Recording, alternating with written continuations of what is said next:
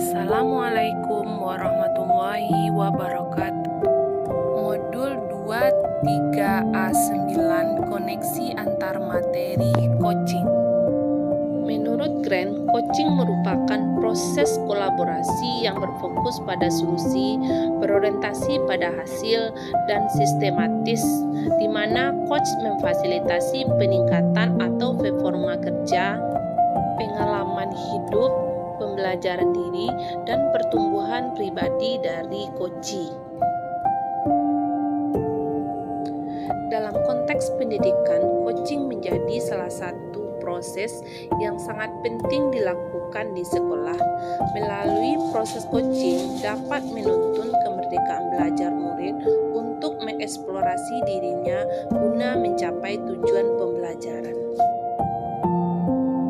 Paradigma pendampingan coaching sistem Among menilik kembali pada filosofi Ki Hajar Dewantara, di mana pendidikan diharapkan berperan sebagai penuntun bagi anak-anak didiknya. Maka kita bersama perlu memahami proses pendekatan komunikasi coaching ini agar selaras dengan proses Among yang kita hidupi dalam keseharian sebagai pendidik. Pendampingan yang kita lakukan bagi anak-anak didik kita sekiranya memberikan arti dalam proses tumbuh kembang, sehingga para coachee mengalami proses yang bermakna setiap langkah tirta yang dijalan potensi mereka tergali optimal. Ini adalah tabel pembelajaran sistem Among yang disingkat dengan arti apresiasi, rencana, tulus, inquiry. Perbedaan antara coaching, mentoring, dan konseling yaitu coaching itu mendorong coachee untuk menyelesaikan masalahnya sendiri. Mentoring membagikan pengalamannya untuk membantu mente mengembangkan diri. Sedangkan konseling membantu konseli memecahkan masalahnya. Sebagai pendidik perlu memiliki keterampilan coaching sehingga dapat mengarahkan anak didiknya untuk menemukan jati dirinya. Dalam proses coaching, murid diberi kebebasan, namun pendidik sebagai pamong memberikan tuntunan dan arahan agar murid lebih terarah. Dalam melaksanakan coaching, ada aspek komunikasi yang harus diperhatikan, yaitu komunikasi asertif, pendengar aktif, bertanya efektif, umpan balik positif. Komunikasi asertif yang dimiliki seorang coach akan membangun relasi baik dan positif dengan coachee. Dalam usaha membangun keselarasan berkomunikasi, maka perlu diperhatikan yang pertama, menyamakan kata kunci, kedua, menyamakan bahasa tubuh, ketiga, menselaraskan emosi. Untuk pendengar aktif, ada teknik yang harus diperhatikan. Pertama, memberi perhatian pada lawan bicara.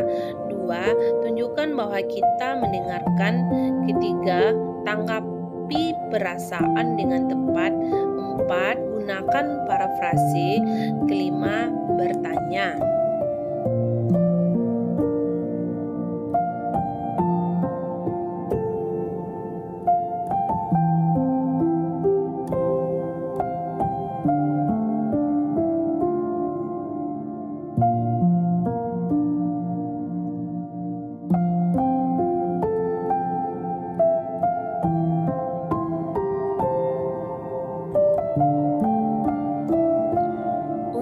Melaksanakan coaching, salah satu model yang diterapkan adalah TIRTA. T adalah tujuan, I identifikasi, R rencana aksi, T tanggung jawab. Strategi pembelajaran berdiferensiasi yaitu 1. Diferensiasi konten, yaitu apa yang akan diajarkan ke murid dengan memperhatikan pemetaan kebutuhan belajar murid yaitu kesiapan belajar, minat murid, dan profil belajar murid. 2. Diferensiasi proses. Diferensiasi proses yaitu bagaimana murid akan memahami dan memaknai apa informasi atau materi yang akan dipelajari. 3. Diferensiasi produk yaitu tagihan yang akan kita harapkan dari murid dari hasil pekerjaan atau unjuk kerja selama proses pembelajaran. Pembelajaran sosial dan emosional bertujuan untuk memberikan pemahaman, penghayatan, dan kemampuan untuk mengelola emosi. 2. Menetapkan dan mencapai tujuan positif.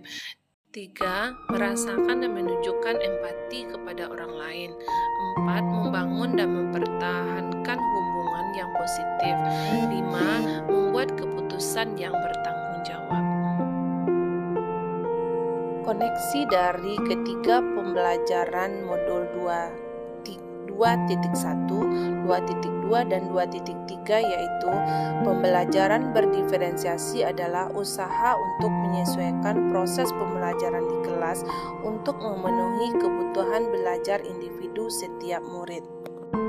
Dalam praktek coaching, mewujudkan kesejahteraan seperti halnya pembelajaran sosial, murid juga menerapkan kompetensi sosial emosional seperti kesadaran diri, pengelolaan emosi, dan membuat keputusan yang bertanggung jawab. Salah satunya dapat dilakukan dengan proses coaching. Pembelajaran berdiferensiasi, pembelajaran sosial emosional, dan coaching sama-sama mengedepankan kepentingan murid. Dengan coaching, guru dapat merancang pembelajaran berdiferensiasi yang disesuaikan dengan kebutuhan belajar murid saat coaching. Kompetensi sosial emosional muncul seperti kesadaran diri, yaitu murid menyadari perasaan dan permasalahannya sendiri hingga akhirnya membuat keputusan yang bertanggung jawab sebagai salah satu atas solusi dari permasalahan tersebut. Selain itu, tujuan pembelajaran sosial emosional pun bisa terwujud. Refleksi diri saya setelah mempelajari coaching dan mempraktekkan di sekolah, yaitu 1. Melalui kegiatan coaching sangat membantu saya sebagai guru dalam menuntun segala kekuatan kodrat pada anak. 2. Melalui coaching saya dapat mengarahkan murid untuk dapat menggali potensi dirinya. 3. Melalui kegiatan coaching, saya sebagai guru dapat membantu murid memperoleh kemerdekaan belajar di sekolah. Terima kasih. Wassalamualaikum warahmatullahi wabarakatuh.